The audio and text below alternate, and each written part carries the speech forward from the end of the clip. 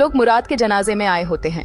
हाँ, इन दोनों भाइयों को और कुछ लोगों को देखकर ऐसा नहीं लगता कि वे जनाजे में आए होंगे, लेकिन वे आए थे। आतिश की पूरी फैमिली आई थी, मरजान की फैमिली भी आई थी, और उधर मुराद की माँ बहुत रो रही होती है और कह रही होती है कि तुम ऐसा नहीं कर सकते, तुम मुझे छोड़कर नहीं जा सकते। ये सब लोग खड़े होकर ये सब देख रहे होते हैं जैसे तमाशा हो। इनके लिए तो ये सच में तमाशा ही होता है, क्योंकि आगे भी एक तमाशा होने वाला है। फिर हैदर आता है, मरजान की माँ को उठाता है और कहता है कि खुद को संभालो, और फिर उन्हें वहाँ से ले जाता है। उसके बाद मरजान वहाँ आकर बैठती है और कहती है, भाई आप मेरे साथ ऐसा नहीं कर सकते थे। और ये सब लोग वहीं खड़े होकर देख रहे होते हैं। फिर मरजान उठती है, नाजिर की बहन को गले लगाती है और उससे कहती है, मुझे बहुत बुरा लगा जो भी तुम्हारे भाई के साथ हुआ, भगवान उसे शांति दे। और यही सारी बातें चल रही होती हैं। अब तक सब कुछ सामान्य ही था। फिर अचानक नाजिर की दोबारा एंट्री होती है। वह पहले अपना चश्मा उतारता है और यहाँ आतिश को देख रहा होता है। उधर नाजिया होती है, दोनों भाई होते हैं। उसकी बहन भी रो रही होती है और कहती है, मुझे बहुत अफसोस है, क्योंकि उस दिन इनके घर जाने पर थोड़ी बहुत लड़ाई भी हो गई थी। फिर न देते कहता है, मुझे पता है यह आसान नहीं है, लेकिन ये मत समझना कि तुम यहाँ अकेली हो। इस पर वह कहती है, धन्यवाद, और फिर वहाँ से चली जाती है। उसी समय मरजान का पैर फिसल जाता है। आतिश उसे पकड़ लेता है और नाजिर बस हाथ बढ़ाता है ताकि वह गिरे नहीं। एक पल के लिए आतिश एक हाथ से मरजान को और दूसरे हाथ से उसका हाथ पकड़ लेता है।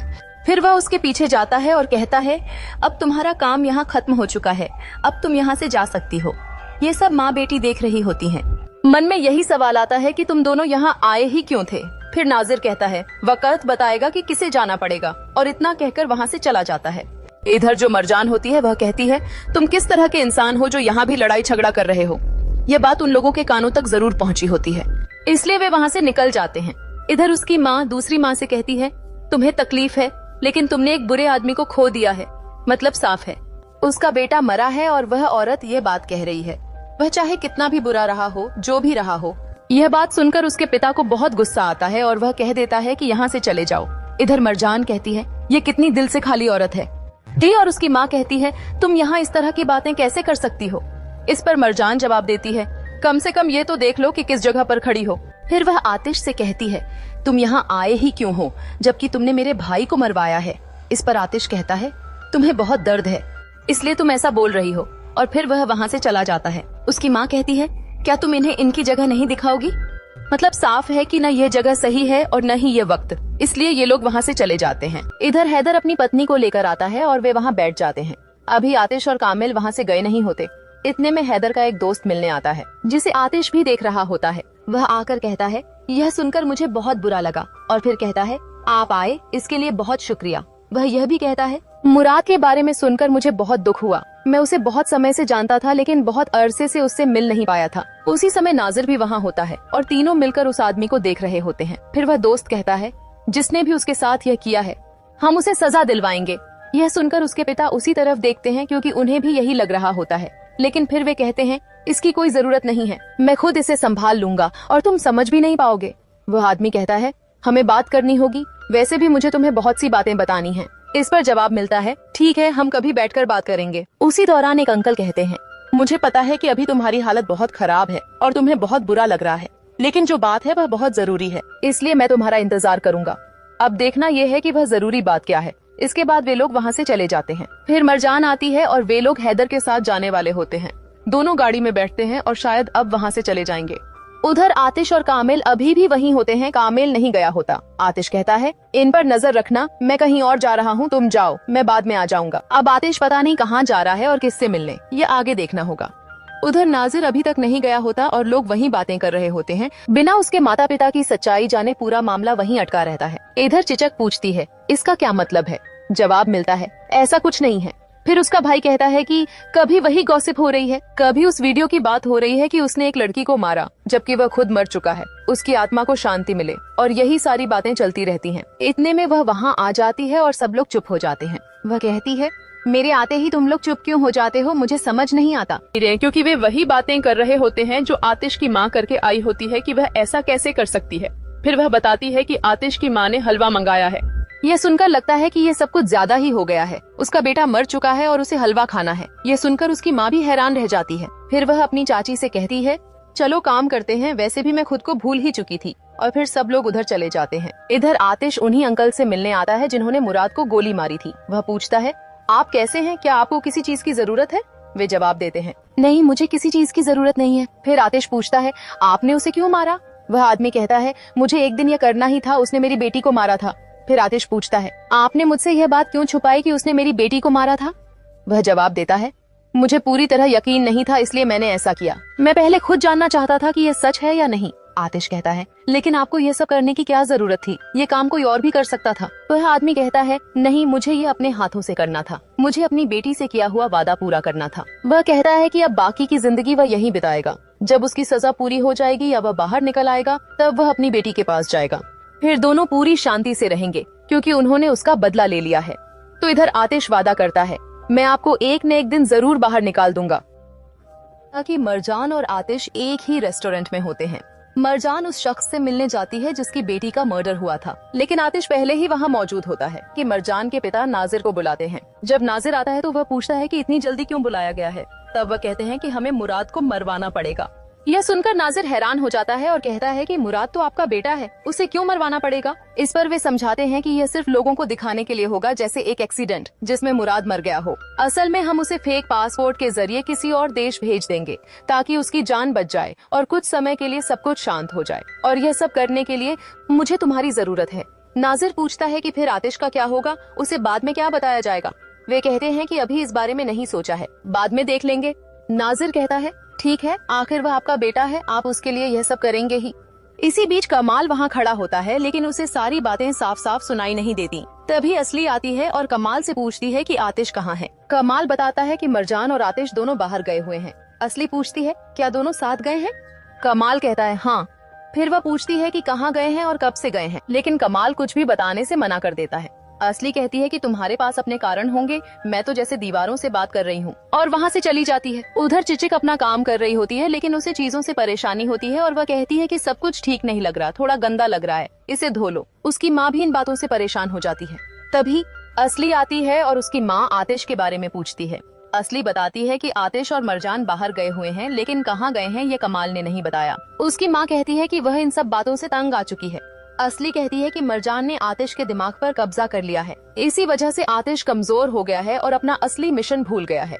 वह मरजान की फैमिली के साथ भी अच्छा व्यवहार कर रहा है। उसकी माँ कहती है कि वह बदला लेना भी भूल जाएगा, लेकिन असली जवाब देती है कि मैं ऐसा कभी नहीं होने दूंगी। उधर मरजान और आतिश उसी रेस्टोरेंट में जाते हैं जहाँ मुराद ने एक लड़की का मर्डर किया था। मरजान सैंडविच ऑर्डर करती है और अंकल उसका फेवरेट सैंडविच ले आते हैं। अंकल कहते हैं कि यह मेरी बेटी का भी पसंदीदा था। वहाँ उसकी बेटी की तस्वीरें लगी होती हैं। अंकल अपनी बेटी के सपनों के बारे में बताते हैं। वह डॉक्टर बनना चाहती थी, बाहर जाना चाहती थी। फिर वह बताते हैं कि एक दिन अचानक फोन आया और कहा गया कि मेरी बेटी ने सुसाइड कर लिया है, जबकि मुझे पता था कि उसका मर्डर हुआ है। अंकल कहते हैं कि अगर मुझे कातिल मिल जाए तो मैं उसे खुद मार दूंगा। यह सब सुनकर मरजान और आतिश दोनों भावुक हो जाते हैं। मरजान बाहर जाकर जोर जोर से रोने लगती है। आतिश पहले उसे चुप कराने की कोशिश करता है, लेकिन फिर उसे रोने देता है। मरजान कहती है कि इस सच्चाई को भूलना बहुत मुश्किल है। तस्वीर में जो मुस्कान थी, अंकल की आंखों का दर्द, वह सब कैसे भुलाया जा सकता है? उधर असली आतिश के कमरे में जाती है और उसके लैपटॉप का पासवर्ड ट्राई करती है। पहले पासवर्ड फेल हो जाता है, फिर वह आतिश का बर्थ ईयर डालती है और लैपटॉप अनलॉक हो जाता है। वह खुश हो जाती है। तभी उसकी माँ आती है और पूछती है कि क्या फुटेज मिल गई? असली कहती है, हाँ। आगे मरजान और आतिश ड्राइव पर जा रहे होते हैं। तब की कमाल का कॉल आता है और वह बताता है कि हैदर मुराद को बाहर भेजने की कोशिश कर रहा है और उसका फेक पासपोर्ट भी बनवा लिया गया है। अब उन्हें ज्यादा एहतियात बरतनी होगी। दूसरी तरफ चिचिक मलिक के पास आती है जब वह कार साफ कर रहा होता है। वह उससे बातें बनाने की कोशिश करती है, लेकिन मलिक होशियारी से बात टाल देता है। चिचिक वहाँ से चली जाती है। आतिश मरजान को सीगल्स, समुद्री पक्षियों को खाना खिलाने ले जाता है। मरजान बताती है कि बचपन में जब भी वह उदास होती थी तो पक्षियों को खाना खिलाने से उसे अच्छा महसूस होता था। दोनों मिलकर पक्षियों को खाना खिलाते हैं, बातें करते हैं और थोड़ी राहत महसूस करते हैं।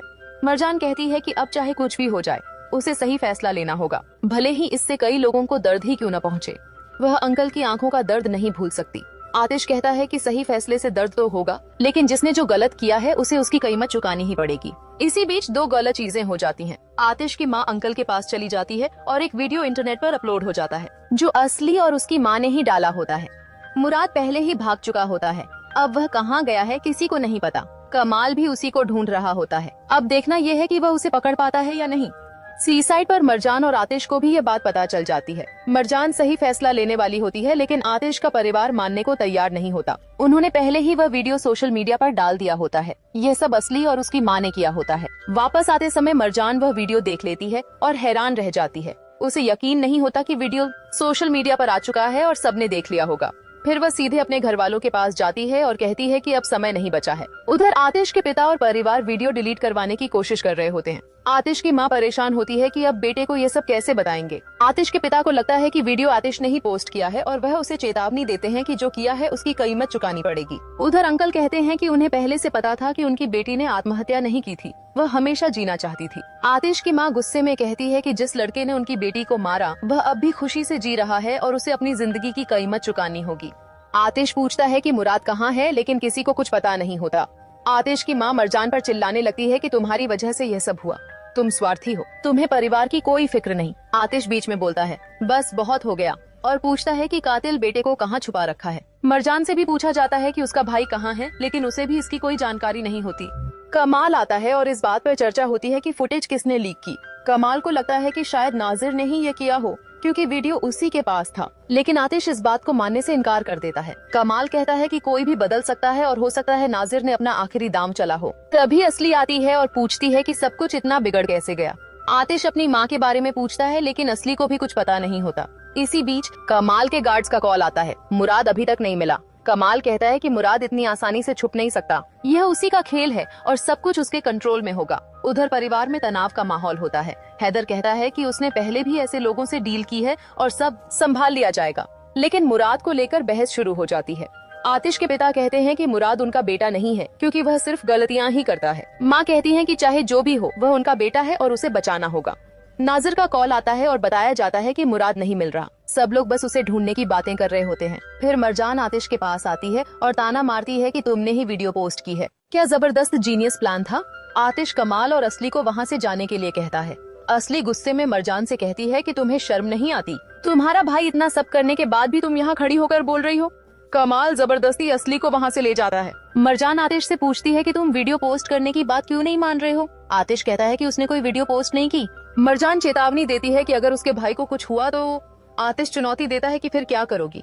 मरजान कहती है कि जब वक्त आएगा तुम्हें खुद पता चल जाएगा और किसी को कमजोर मत समझो। आतिश कहता है कि मरजान या उसका परिवार उसका कुछ नहीं बिगाड़ सकता। वह बताता है कि मरजान के माता पिता ही नाजिर के साथ मिलकर मुराद को बाहर भेजने वाले थे, जबकि मुराद ने एक मासूम लड़की का मर्डर किया था। आतिश कहता है कि अगर सच का सामना करना है तो अपने माता पिता से पूछो, जिन्होंने तुमसे सब कुछ छुपाया।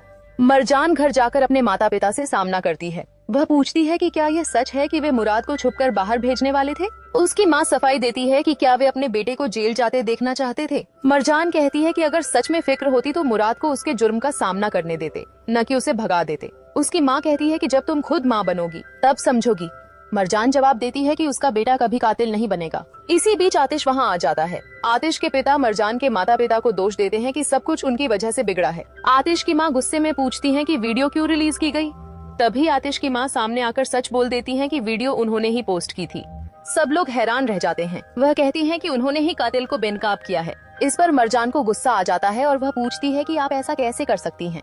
दोनों माओं के बीच जबरदस्त लड़ाई शुरू हो जाती है। बाल खींचना, चिल्लाना, हाथापाई, सब लोग बीच बचाव करते हैं। आखिरकार आतिश सबको बाहर जाने के लिए कह देता है। एपिसोड के अंत में घर के लोग बात करते हैं कि मुराद गलत था, लेकिन फिर भी थोड़ा बुरा लगता है। आतिश की माँ कहती है कि उसने जो किया ये उसी का नतीजा है। चिचिक कहती है कि हमें उनसे क्या लेना देना, लेकिन ऐसा लगता है कि आतिश की माँ को हैदर के बारे में कुछ पता है। आखिर में आतिश अपनी फैमिली के पास जाता है।